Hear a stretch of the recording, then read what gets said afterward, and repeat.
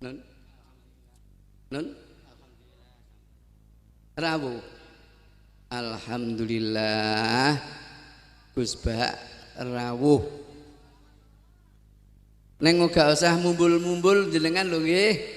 Alhamdulillah mawon, nggih. Ora usah lunjuk-lunjuk, alah. Saking bunga lunjuk-lunjuk nek kepoyo engko saking. Nggih pun lah, nggih seneng mawon, seneng mawon. Nggih, alhamdulillah alamin. Niki nun sewu. Terus ngendikane nggih. Terus ngendikan. Nun sewu, Pak. Kersanipun terus ngendikan. Nggih, nggih. Mundak kesuwen sing ngenteni. Nggih, nggih. Nggih.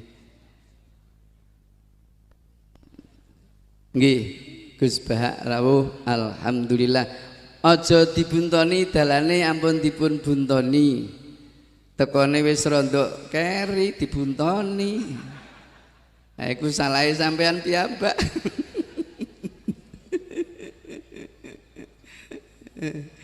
Alhamdulillah, alhamdulillah.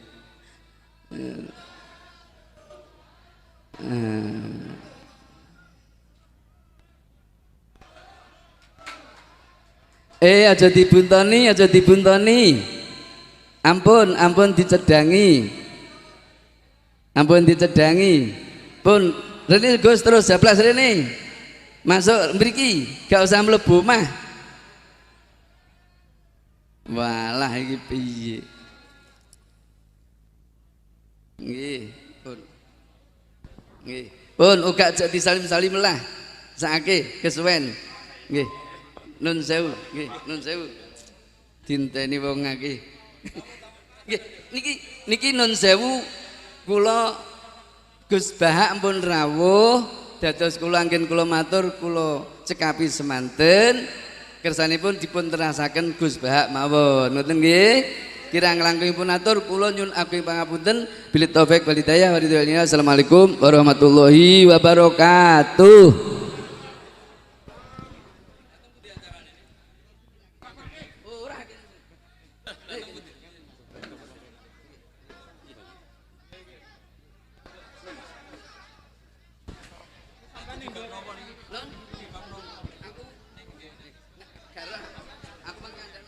Dimohon dengan segala kerendahan hati mampu mengendalikan diri untuk menjadikan kondisi nyaman.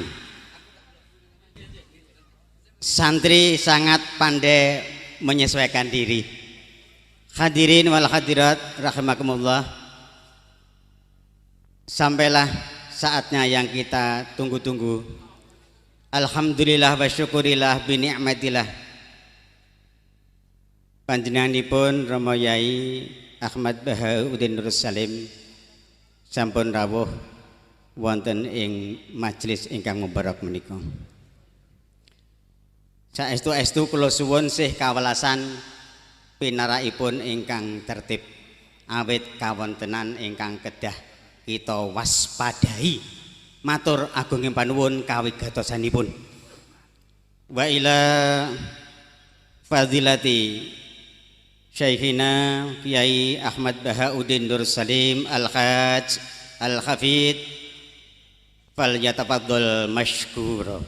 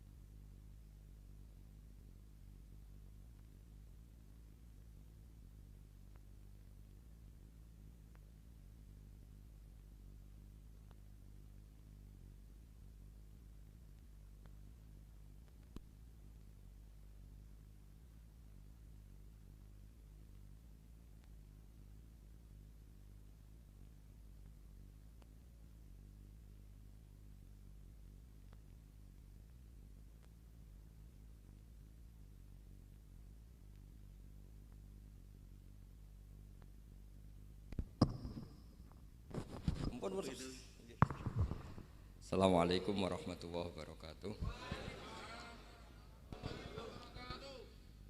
Bismillahirrahmanirrahim. Rabbi shrah li sadri wa yassir li amri wa hlul 'uqdatam min lisani yafqahu qawli wa shalli wa sallim wa barik ala habibika Mustafa Muhammadin wa ala alihi wa sahbihi asma'in nama ba'du. Ingkang sangat kula hormati Kiai Haji Agus Maksum Fatoni sedanten jamaah hikam ingkang kula hormati. Iki kula boten ngertos acara napa. Iki acara napa niki?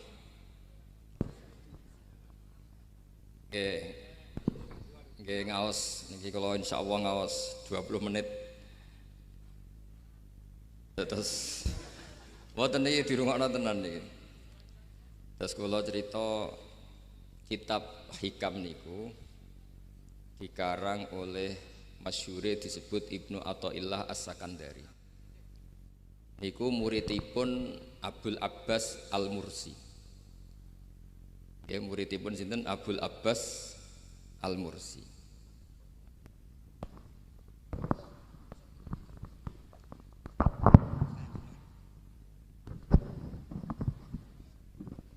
Ya kula wangsuli malih nggih dados kitab hikam niku dikarang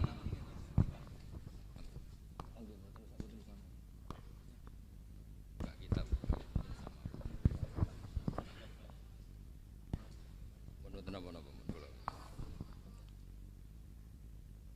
dados kula wangsuli malih nggih dados kitab hikam niku dikarang oleh Ibnu Athaillah napa As-Sakandari. Terus beliau adalah murid dari Abul Abbas Al-Mursi. Abul Abbas niku murid saking Abil Hasan Asy'ari.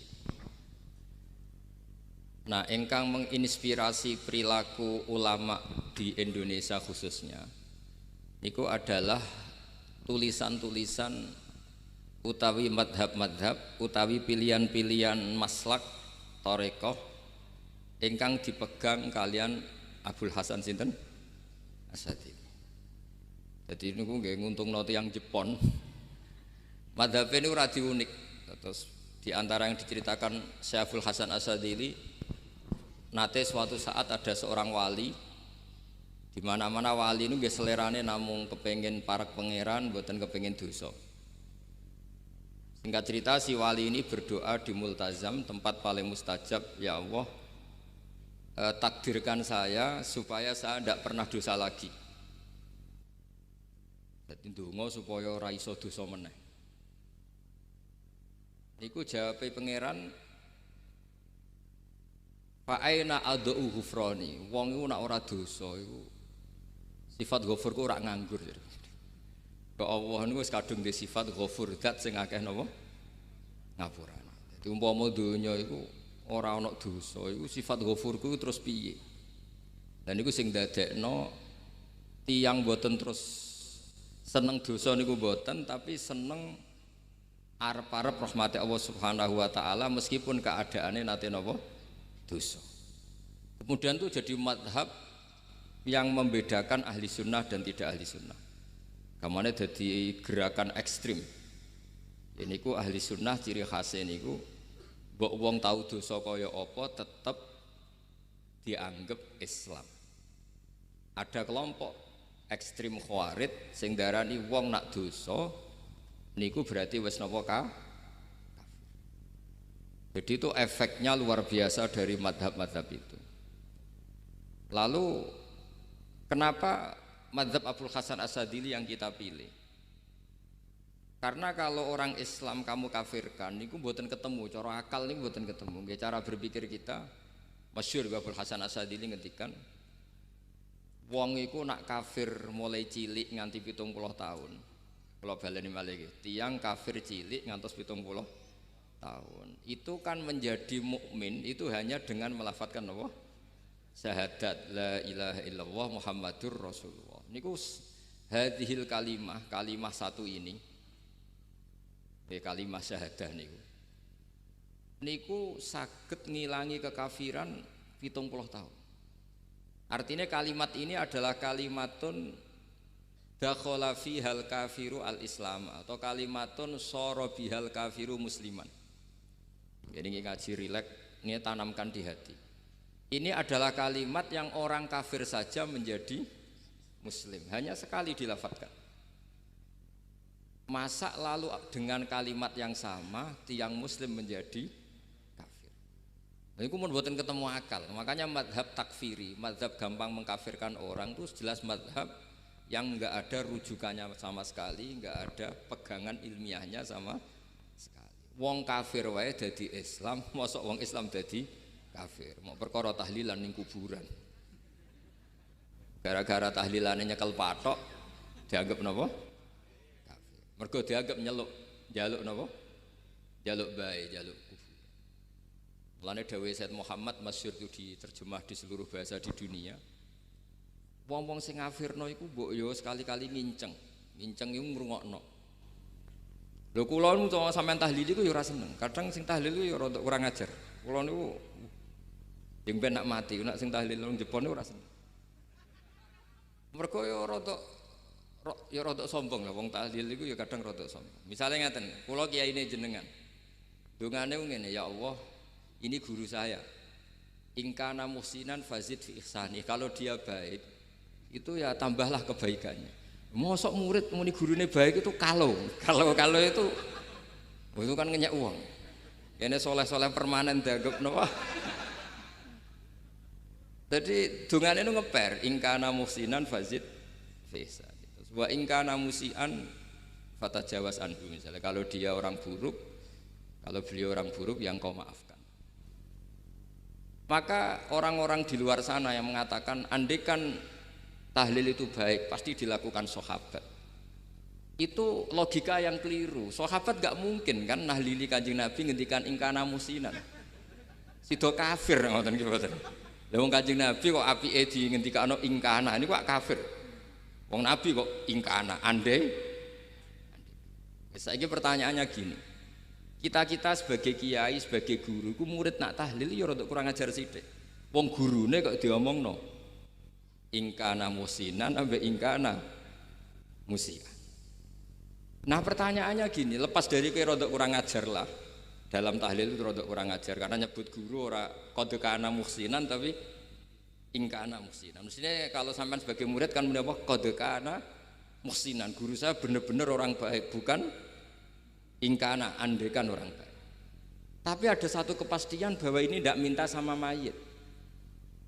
Jadi tujuan kalau kita minta mayit itu salah sama sekali. Wong kita datang ke kuburan malah memintakan ampunan untuk mayit. Kok iso darani njaluk iku piye? Ya mergo mau didelok kok adoh, ketoke ngatong ya berarti njaluk.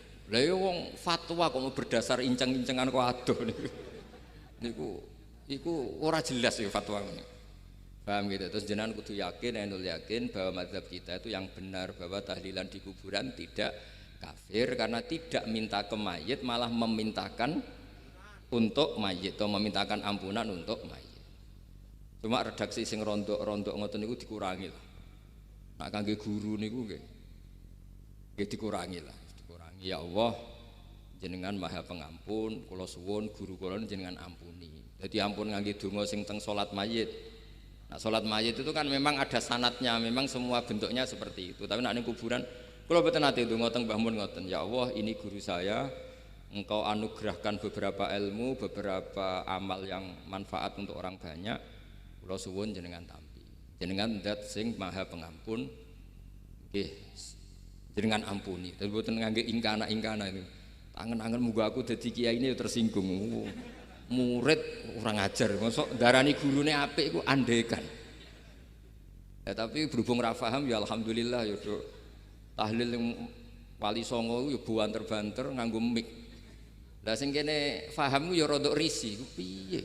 Wali Songo darani ingkana iku piye? Wah. Dadi niku mareni, mulane kula suwun nak tahlil nyewa kiai sing alim lah ben rada bener, ben rada bener. Tapi ampun nyewa kula mboten purun. Kalau nu gak ada pondok, jadi buatan saya masyhur susah diundang orang kecuali yang ada hubungan guru, hubungan sarang. Karena beliau lama sekali ngajar di MGS, saya Beliau Gus Maksum itu lama ngajar di MGS. Jadi saya itu hanya datang di orang-orang yang pernah khidmah di sarang, terus yang pernah keluarga sepuh.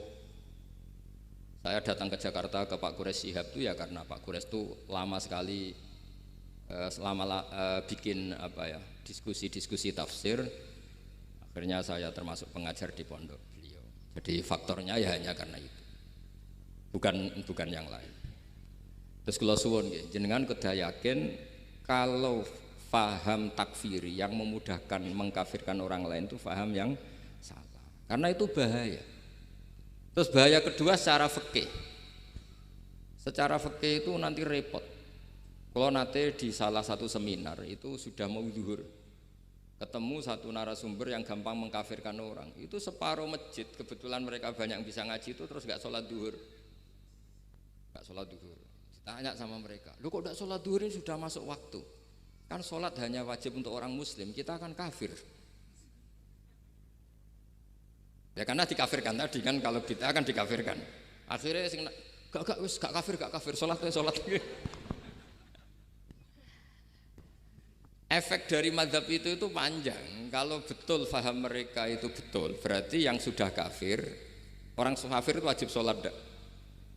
Enggak kan, itu malah panjang kan, karena terus menjadikan orang Islam tidak tidak sholat. Nanti ke masjid tidak boleh, orang kafir nggak boleh masuk masjid. Itu efek fikihnya panjang. Jadi kalau suwon mazhab Abil Hasan Asyadzili niku dipegang. Nah itu mazhab beliau itu implementasinya di teng kitab Hikam nih. Karena Hikam itu putu murid yang paling bisa mengimplementasikan, menjelaskan cara pandang mazhab Abul Hasan Asyadzili sing dados thariqah Syadziliyah. Terus ketiga, itu cara pandang itu detail. Detail itu jelimet. Mesti sampean ora kepikiran. Misalnya begini. Ketika ada orang salah jenengan marah, itu sebenarnya karena salahnya apa karena hal yang lain? Normalnya orang itu berpikir karena salahnya, itu keliru cara Abul Hasan Asyadzili. Pasti kamu marah itu karena ada hal lain. Misalnya kayak pembantu, elek, keriting, mecahno gelas, mesti langsung mbok amuk. Alasannya mecahno gelas. Tapi nek sing mecahno iku wong ayu, kowe iso ngamuk. Kowe iso ngamuk wong ayu. Mecahno gelas lah. Kok gelas lemari, ora usah gelas. Sama. Kamu janjian sama orang, wongnya nyulayani janji, mesti mbok maki-maki. Katanya jam 10 kok udah datang gini-gini. Nah, tapi kalau yang terlambat itu wong sing ngutangi kowe iso ngamuk orang sing ngutangi kowe. Atau sing terlambat itu komandannya, atasan kamu. Atau kiainya. Artinya gini, ketika kamu marah atas nama terlambat itu sebetulnya karena terlambat atau karena hal lain. Nah, maksiat juga gitu. Cara pikirannya Abul Hasan Asyadzili, ketika kowe roh misalnya cawe itu macak maco naik apa lah ninja atau apa, mesti kowe darani wah seluput suwuk. Tapi nak dikandani, niku putune jenengan. Mesti langsung ya Allah jenengan sepunten. Jadi sebenarnya kita kebencian sama orang lain tuh karena kebetulan tuh tidak keluarga kita. Coba kalau itu keluarga kita, pasti kayak mikir ulang. Kue gedeng wong ra salat, mesti sebabnya dua. Satu tidak sholat, dua kebetulan itu tidak anak kamu. Kalau itu anak kamu pasti istighfar berhari-hari untuk dimaafkan Allah, bukan maksud no.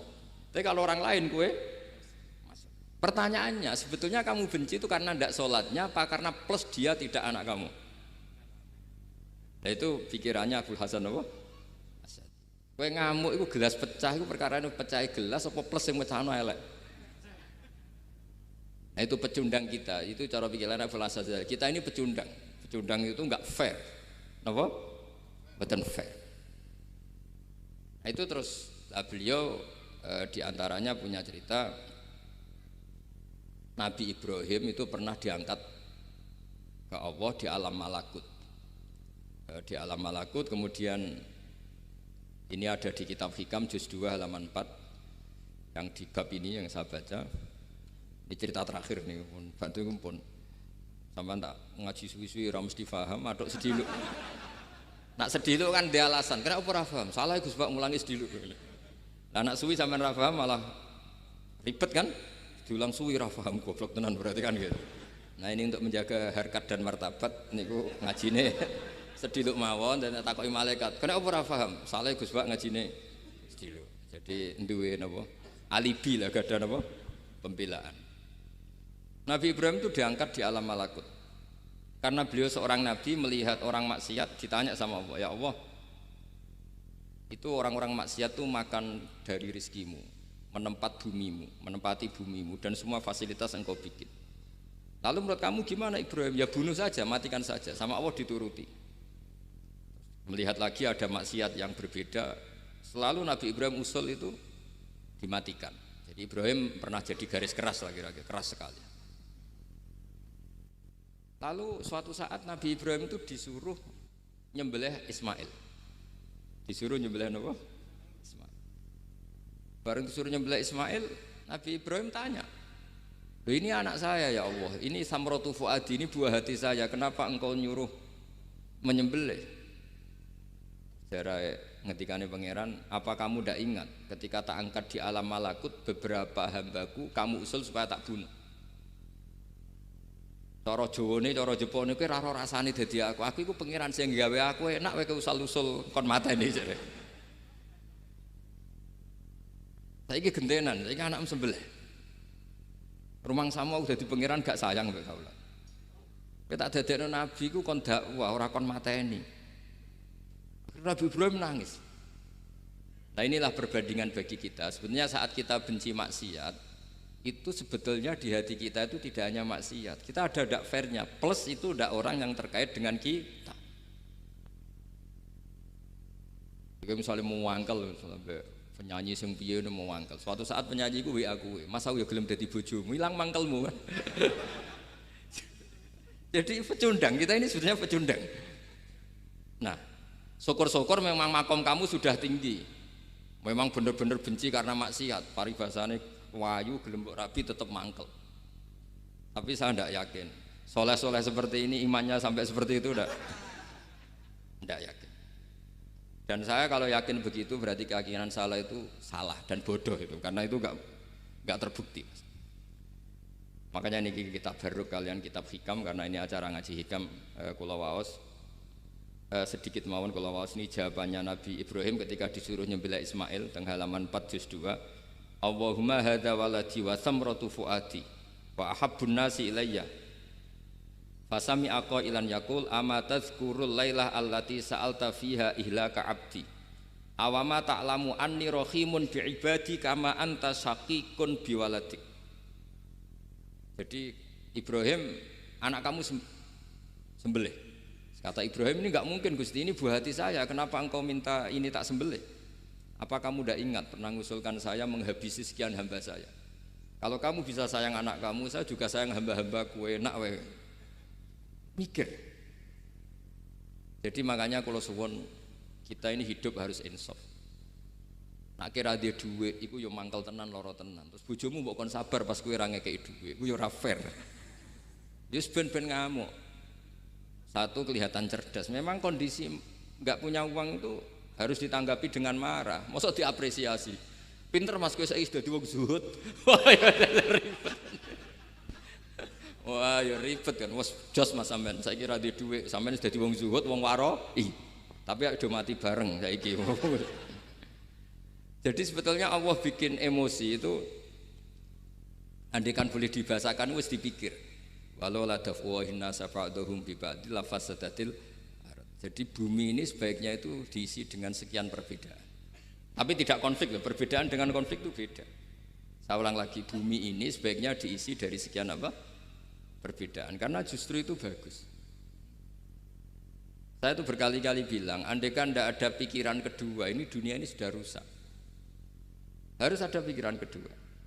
Misalnya ono wong kok terlalu apik mbek kanca, mesti bojone sambat, wong gak men ngopi mbek kancane, ra tau ngapi mbek bojone. Tapi kalau ngopi mbek bojone terus, mesti kancane sing sambat. Wah, jok rabi lali kanca. Ribet. Manusa itu ribet. Kados kula dugi mriki ini hormat Gus Maksum. Nggih mungkin tok ganjaran. Tapi untuk dosa sithik-sithik ninggal pondok. Jadi ya sudah. Ya mau ndak mau karena memang hidup itu ndak banyak pilihan. Ada orang sering ibadah di masjid sholat itu ya bagus, tapi dia pasti tidak baik dalam sistem sosial. Umpama wong soleh kabeh ning masjid iku donya akeh sing mati. Karena tidak ada tim SAR paling murah. Loh iya kan, wong kecelakaan itu penolong pertama itu orang yang di masjid apa sing tukang ning dalan-dalan. Artinya sing ning masjid iktikaf mesti ra duwe ganjaran nulung wong kecelakaan.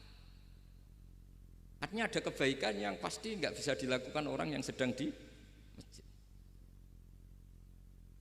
Andai kan yang di jalan tuh orang-orang soleh itu wah dunya sebaldatun thayyibatu wa rabbun ghafur. Loh ya betul, Nabi pernah ditanya sahabat, ya Rasulullah kita ini senengane ngegeng di jalan. Ya kata Nabi ya sudah nggak apa-apa, asal a'tut thoriq haqqaha, ya kamu memberi haknya jalan. Apa itu? Amar ma'ruf nahi mungkar. Maksudnya nahi mungkar gini. Misalnya di bus itu ada orang soleh mayoritas, itu sing nyopet ya wedi mergo mesti ditabuki wong akeh. Kalau yang di perapatan wong soleh kabeh sing beda wedok ya isin. Mergo sing perapatan wong soleh kabeh. Lah masalah iki ra soleh kabeh, kemari ribet kan gak soleh kabeh. Jadi sebetulnya Indonesia itu aman kalau yang di jalan tuh soleh semua karena perempuan lewat gak diganggu. Ada copet gak berani, semuanya aman. Maka di Islam itu menyebut kebaikan itu jumlahnya banyak sekali. Tidak bisa kamu wah hebat-hebatnya wong sing ning masjid terus, tidak bisa seperti itu. Andai kan semua orang di masjid, nah ono kecelakaan pertama yang nolong siapa? Nah ono wong goleki alamat tuh takok sapa wong kabeh ning jero masjid. Ribet kan? Nah, makanya ini Quran bikin aturan wala taq'udu bikulli siratin tu'iduna wa tasudduna an sabilillah. Yang enggak boleh itu duduk di jalan sambil mengganggu atau mengancam hal-hal yang baik. Tapi kalau duduk di jalan justru membantu hal-hal yang baik, maka ini disyariatkan oleh Islam. Jadi ini kita harus mulai mikir ya. Jadi walhasil ngendikane kitab hikam, bayangkan yang maksiat itu anak kamu, istri kamu. Pilihan kamu itu memaafkan dan minta dimaafkan oleh Allah. Tapi ketika orang lain kamu minta supaya dilaknati Allah, ini tidak fair. Jika kita diajari guru-guru kalau minta ampun ighfirli wali walidayya wali jami'il muslimina wal muslimat. Masih dikata wali jami'il muslimina wal muslimat wal mu'minina wal mu'minat. Itu filosofi yang luar biasa, kata jami' semuanya ya Allah engkau maafkan. Bukan keluarga saya tok, siapapun yang berkontribusi terhadap Islam ini engkau maafkan. Begitu juga di muqaddimah khutbah kula suwun harus ditradisikan wala alihi wa sahbihi ajmain. Kata ajmain ini kata pembeda. Mungkin orang baca hanya rutin, tapi kita yang nekuni ilmu, ajmain ini kata kunci. Fa inna ahlas syiah akramu sahabiyan wa ahanu sahabiyan akhar. Tradisi madhab syiah itu apa? Ada sahabat yang begitu dimulia-muliakan berlebihan kayak Sayyidina Ali, dan ada yang dihinakan kayak Abu Bakar dan Umar. Lalu pembedanya dengan ahli sunnah apa? Kita menghormati sahabat wa sahbihi ajmain. Jadi hadhil kalimah kalimatun fariqah. Ini kalimah pembeda. Jadi ajmain mboten kalimah rutin terus ono jimate ono kasiate niku mboten. Kita maklumatkan ke seluruh dunia bahwa mazhab ahli sunnah ditandai dengan wa ala alihi wa sahbihi ajmain. Mulane dawuh Mbah Hasyim wa nukrimu ahlal bait wa nukrimu jami'a ashab Rasulillah sallallahu alaihi wasallam. Wa nukrimu jami'a ashabi Rasulillah sallallahu alaihi wasallam. Ciri utama mazhab Ahlussunnah apa? Menghormati keluarganya Nabi dan menghormati seluruh, ada kalimat apa? Seluruh sahabat. Jadi kata ajma'in itu kalimatun fariqah atau kalimatul fasl. Kalimat yang membedakan mana mazhab Syiah dan mazhab Ahlussunnah apa? Itu kalau jenengan ngaji teng Gus Maksum napa teng Haji Maksum di antara mazhabnya sinten? Nabi Ibrahim yang diceritakan Abul Hasan apa? Asyadili, kebencian kepada maksiat kita semua pasti benci maksiat. Tapi gak fair kan, yang satu kamu laknati, yang satu kamu doakan. Ujung-ujungnya apa? Ada unsur hadun nafsi. Kalau yang terkait dengan jenengan mbok dongakno di sepuro, nah yang gak ada terkait mbok pasutno. Ini kan gak fair, padahal sama-sama apa? Maksiat. Terus kalau suwun polemik tentang ketentuan gimana hukumnya ziarah kubur, ya hukumnya baik karena mendoakan atau memintakan ampun untuk yang mati, bukan meminta sama yang mati. Udah Sayyid Muhammad kena arah percaya rungokno wong didelok kok ado, didelok kok ado pancen ya ngeri kan, patoke diusap-usap Bariku ndonga, celok kok adoh kan iku njaluk kuburan, padahal mayite ngeluh. Ngeluhe perkara mau, kadang nek sing kiyaine rapati iso ngaji wamen ingkana. Wali kok diarani napa? Ya Allah, jika mayit ini, andekan mayit ini baik, maka dan andekan tidak, lu cara kowe dadi mayite. Bocah ora jelas sih. Mayit, nah makanya ini cobalah kalau sholat jenazah tidak apa-apa doa itu, karena sanatnya seperti itu. Ya, kalau doa guru ya diatur-atur yang baik lah, langsung mawon ya ghafiratunu wal khotiat gini-gini. Saya mohon beliau amal baiknya jangan terima, amal buruknya jangan ampuni, karena guru juga manusia tidak nabi. Boten terus apa? Pakai apa? Ingkana. Oh, apa? Kita beruk. Nah, mulane itu setelah peristiwa ini Nabi Ibrahim menghentikan faman tabi'ani fa innahu minni wa man asoni fa innaka ghafurur rahim. Ya Allah, orang yang ikut saya ya pasti bagian dari saya. Artinya harus berhak mendapat syafaat. Tapi orang yang sedang tidak taat sama saya, kula suwun beri hak untuk tobat.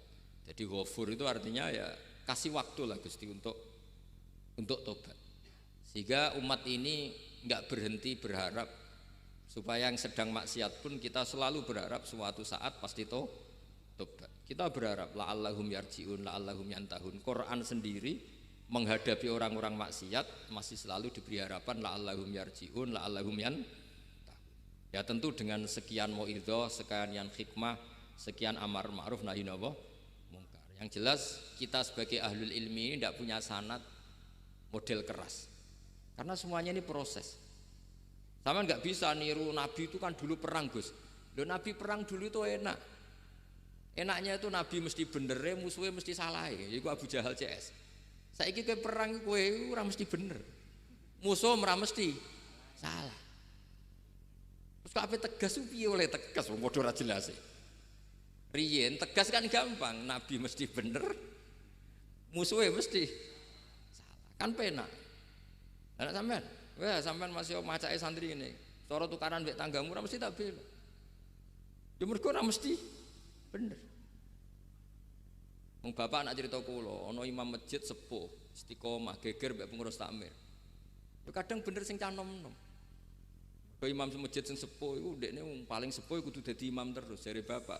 Iku istiqomah apa mau digenteni wong liya. Itu banyak alumni sarang, alumni Pelosok Lirboyo nganggur gara-gara sing tua itu mau digenteni. Nah, tapi misalnya kok sing nom ambisi ya salah, wong ono sing sepuh kok sing nom ambisi hidup itu udah banyak pilihan. Artinya gini loh, di wilayah istihad, di wilayah mikir itu potensi salah itu ada. Dia wau kena abot keluargamu mesti sering ninggal bojo. Nah abot bojo mesti mengabaikan ibu kamu, saudara kamu. Nak ngono sing imbang Gus. Rai-rai pas-pasan wangel imbang. Ndak segampang itu ngelola keseimbangan itu ndak gampang. Karena hidup itu wakana bena dzalika qawama itu ngukurnya ndak gampang. Misalnya sampean sholat soft awal terus. Ini ada ulama yang kritik meskipun sholat awal paling apik. Kowe iku sapa kok ngarep terus koyok paling bener. Jebule kok ngarep jebule salah. Lah yo kan kuat ah. Orang maksa sholat awal terus nang Mekah, jebule salah. Jadi ono juga wali yang kalau sholat tuh nang nggo guri ditakoki, "Kenapa kowe sering nggo guri?" Aku iku isin. Madhep pangeran kok hebat wae kok ngarep. Banyak juga cara pandang ini karena wilayah istihad. Napa wilayah napa? Wilayah istihad itu kayak iya kayak enggak. Makanya dalam masa misalnya gini contoh paling gampang. Kalau ada boto gaweane wong Rembang cek wong Blora, itu kan sering kena teletong dan teletong itu jadi materinya. Ono sapi ngising ning kono dibaro terus diolah jadi boto. Terus kemudian boto ini jadi masjid. Itu najis apa enggak? Najis kan karena disuci enggak bisa, materinya najis. Itu hanya boleh di mazhab Abu Hanifah. Abu Hanifah itu mengatakan alatut tadhir itu 3, air, turab, debu dan anar, api. Alasannya mazhab Abu Hanifah, orang mukmin yang dosanya banyak itu disucikan dengan api neraka. Berarti api itu min alatit tathir. Sebab itu botol yang sudah dibakar itu otomatis suci. Tapi saya berkali-kali fatwa, tidak boleh dikiaskan. Kalau kamu tidak ada air terus nyolder air, nggak boleh. Nanti ada orang mandi junub pakai api. Mau ora karu-karuan. Ya sudah, contoh itu hanya nggo botol mawon, coba praktekno nak wudu ra ono banyu berarti oleh nganggo solder ya ndak. Tapi itu kan ilmu.